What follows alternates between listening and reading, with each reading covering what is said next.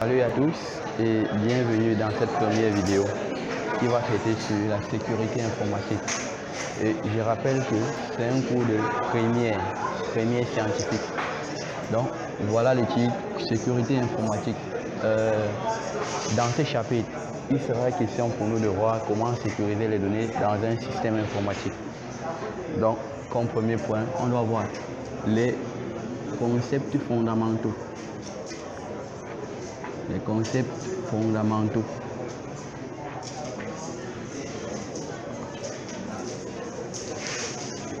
De la sécurité informatique. De la sécurité informatique.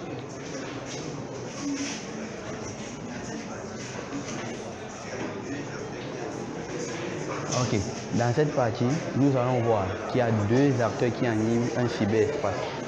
Nous avons par exemple, comme premier point, on a les Black Hat Hackers. Entre parenthèses, donc, ils sont encore appelés les hackers. Généralement, ce sont des personnes qui travaillent dans le noir, donc un peu comme des bandits. Et en fait, un Black Hat Hacker, c'est celui qui pratique de la cybercriminalité. Et la cybercriminalité qui est le fait d'utiliser ses connaissances en informatique pour commettre les délits à travers Internet. À côté de cela, nous avons le deuxième acteur, les White Hat Hackers, encore appelés crackers. Ce sont plutôt des personnes qui luttent contre les hackers, donc qui pratiquent ce qu'on appelle de la cybersécurité. Généralement qui est le fait d'utiliser ses propres connaissances en informatique plutôt pour protéger les systèmes contre l'invasion extérieure. À côté de cela, la sécurité informatique a plusieurs principes. Donc ici, au petit 2, nous allons voir les principes fondamentaux. Donc, principes fondamentaux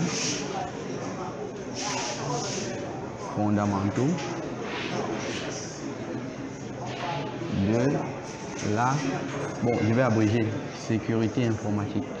Vous savez qu'une abréviation a un contexte bien particulier. Donc, ici, on va voir les principes. Comme premier principe, nous avons la disponibilité.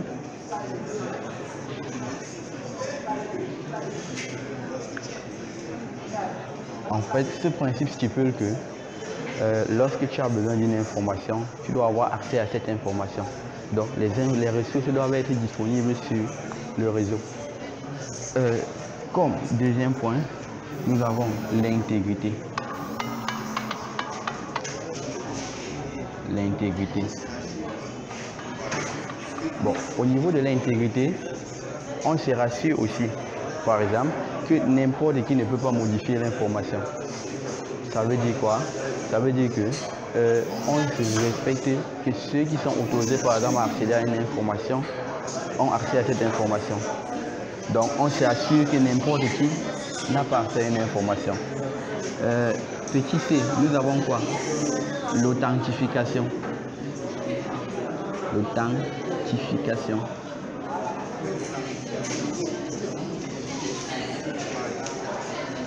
Avec l'authentification, on définit ceux qui peuvent par exemple accéder à une ressource.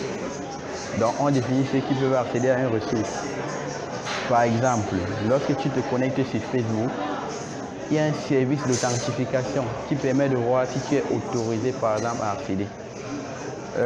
Comme le petit d, nous avons quoi? Nous avons, en fait, la sécurité informatique a 5 principes. Comme le quatrième point, nous avons la non-répudiation. La non-répudiation. Oui, par ce principe, on s'assure par exemple que lorsque tu fais une transaction sur un réseau ou dans un cyberespace, que tu ne puisses nier cette action par la suite. Donc ça veut dire quoi? On se rassure que lorsque tu as commis un acte ou un délit, on soit capable de repérer cet acte que tu as causé. Maintenant, comme dernier point, on a quoi? Le petit D, nous avons la confidentialité.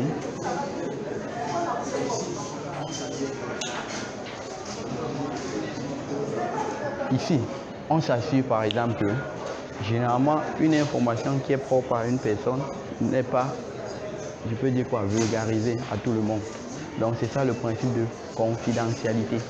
Donc ici on s'assure que les données par exemple d'une personne sont personnelles. Après cela, nous allons voir, donc au niveau du prochain point, nous allons voir le petit 3, les attaques. Les attaques. Au niveau des attaques, on va voir par exemple quels sont les procédés utilisés par des personnes externes pour accéder au système. Donc on va voir par exemple, à la première attaque, on a l'attaque par accès. Attaque par accès. Ici, généralement, l'attaquant, celui qui attaque, procède par tâtonnement pour avoir des informations de la personne. Par exemple, au niveau un exemple très simple de l'attaque par accès, nous avons par exemple le craquage de mot de passe, qui consiste à faire plusieurs essais de mots de passe jusqu'à avoir le bon mot de passe pour accéder aux informations de la personne. Deuxième attaque, on a attaque par modification. Attaque par modification.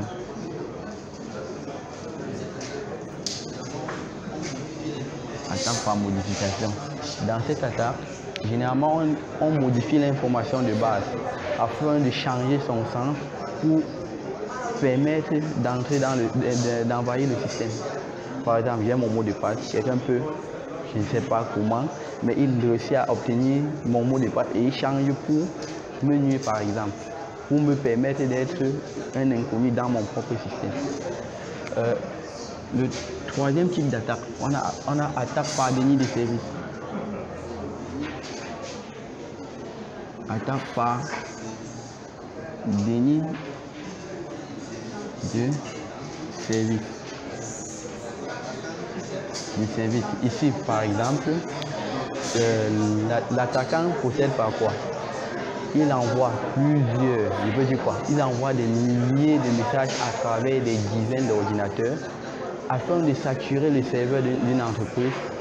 Après cela, il attaque pour obtenir des informations de façon illégale. Dernière attaque, on a attaque par répudiation. Attaque par répudiation. Attaque par répudiation.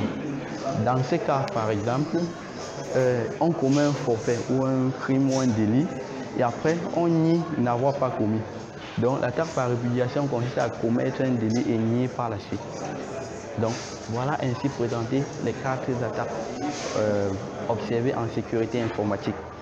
Bon, maintenant on va voir le dernier point de notre programme qui est quoi? Les principes de protection.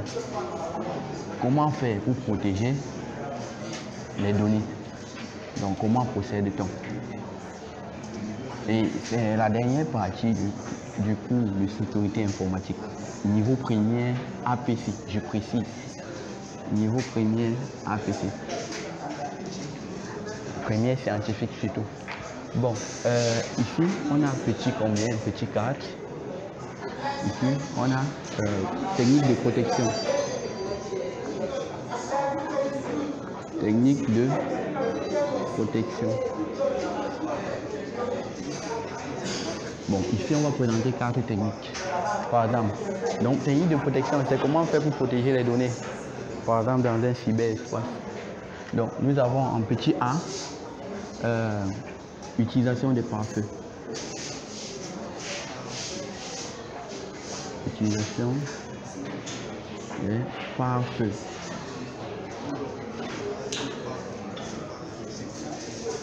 Ça veut dire quoi? Généralement, dans l'utilisation des pare-feux, lorsque par exemple je suis connecté sur Internet, il y a un moyen qui me permet, par exemple, je peux dire quoi?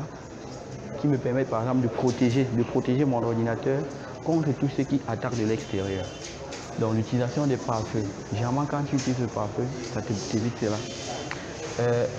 Petit B, nous avons quoi? Installation des antivirus. Installation d'antivirus.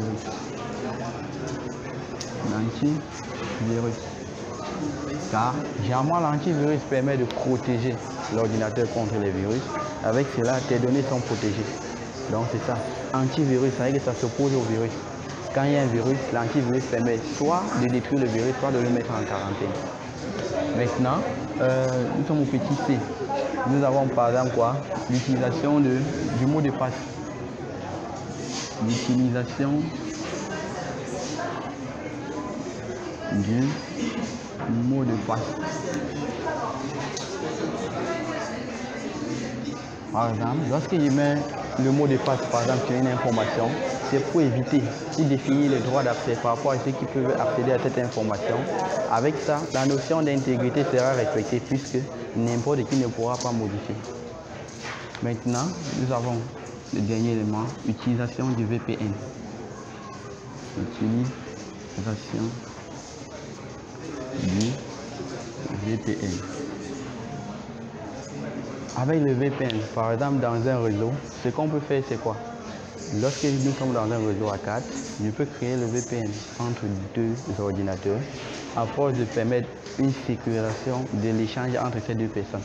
Avec ça, les deux autres personnes n'auront pas accès à l'information échangée.